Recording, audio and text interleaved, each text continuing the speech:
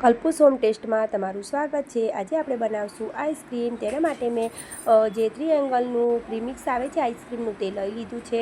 તે American dry fruit છે અને ફૂલ ફેટ બફેલું દૂધ લઈ લીધું છે।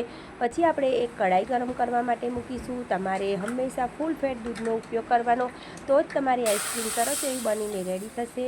મેં બધું દૂધ કઢાઈમાં નાખી દીધું છે અને તેને આપણે સરસ એવું 2 થી 3 ઉકાળા આવે ત્યાં સુધી કન્ટિન્યુ ચલાવતા જઈને હલાવતું રહેવાનું। તમારું દૂધ થોડું એવું ઘટ થાય ત્યાં સુધી તમારે હલાવવાનું। પછી આપણું દૂધ ઘટ થઈ જાય પછી તેમાં આપણે આઈસ્ક્રીમનું પ્રીમિક્સ આવે તે નાખી દઈશું અને તેને કન્ટિન્યુ સરસ એવું બધું ઓગળે નહીં અને એક રસ ન થઈ જાય ત્યાં સુધી તમારે તેને કન્ટિન્યુ ચલાવતા રહેવાનું। તમે જોઈ શકો છો આપણું દૂધ સરસ એવું ઉકળીને ઘટ થઈ ગયું છે અને સરસ એવું આપણો કલર પણ આઈસ્ક્રીમનો આવી ગયો છે। પછી તમારે તેને રૂમ ટેમ્પરેચર પર આવવા દેવાનું અને તમારી પાસે આ રીતનું કન્ટેનર હોય તો તેમાં તમારે બધું આઈસ્ક્રીમ નાખી દેવાનું। તમારી પાસે આ રીતનું કન્ટેનર ન હોય તો તમે સ્ટીલનો ડબ્બો પણ રાખી શકો છો। પછી તેને 7 થી 8 કલાક માટે ફ્રીઝ કરી લેવાનું। પછી તેને બહાર કાઢીને તમારે આ રીતની એક પ્લેટ લઈ લેવાની, તેમાં બરફના ટુકડા નાખી દેવાના અને એક આ રીતનો બાઉલ લઈ લેવાનો। તેમાં આપણે જે આઈસ્ક્રીમ બનાવીને રાખ્યો હતો તે નાખી દઈશું અને પછી તેમાં આપણે મલાઈ કાં તો તમારી પાસે ક્રીમ હોય તો તમે ક્રીમ પણ નાખી શકો છો। આ પ્રોસેસ કરવાથી આપણી આઈસ્ક્રીમ સરસ એવી બજાર જેવી બનીને રેડી થશે। મારી પાસે અમૂલની ક્રીમ હતી તે મેં 1 વાટકી જેવી લઈ લીધી છે અને તેને નાખીને આપણે સરસ કન્ટિન્યુ હલાવી લઈશું। બરફ નીચે રાખવાથી આપણી ક્રીમ છે તે ઓગળશે નહીં અને સરસ એવું આપણું આઈસ્ક્રીમ બનીને રેડી થશે।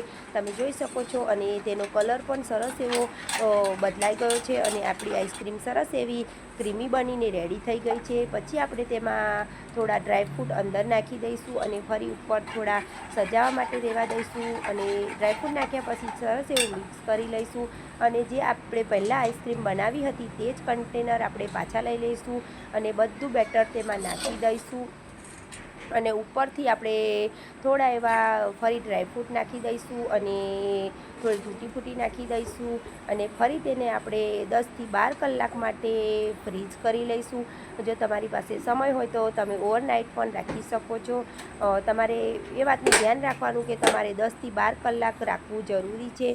આપણા 10 થી 12 કલાક થઈ જાય પછી તમે જોઈ શકો છો આપણી આઈસ્ક્રીમ સરસ એવી બનીને રેડી થઈ ગઈ છે।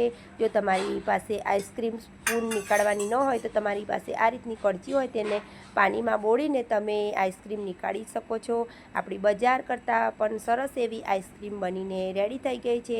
ઉનાળાની ગરમીમાં બાળકોને તમે બનાવીને આપી શકો છો, તે પણ એકદમ બજાર કરતાં સરસ અને ઓછા ખર્ચામાં ખૂબ એવી આઈસ્ક્રીમ બનીને રેડી થશે। તમે જોઈ શકો છો આપણી મસ્ત મજાની આઈસ્ક્રીમ બનીને રેડી થઈ ગઈ છે। તેમાંથી તમે અલગ અલગ ફ્લેવરની આઈસ્ક્રીમ પણ બનાવીને રેડી કરી શકો છો। તમને મારી આ રેસીપી ગમતી હોય તો મારી ચેનલને લાઈક કરજો, સબસ્ક્રાઈબ કરજો અને શેર કરજો। તમારો ધન્યવાદ। જય માતાજી।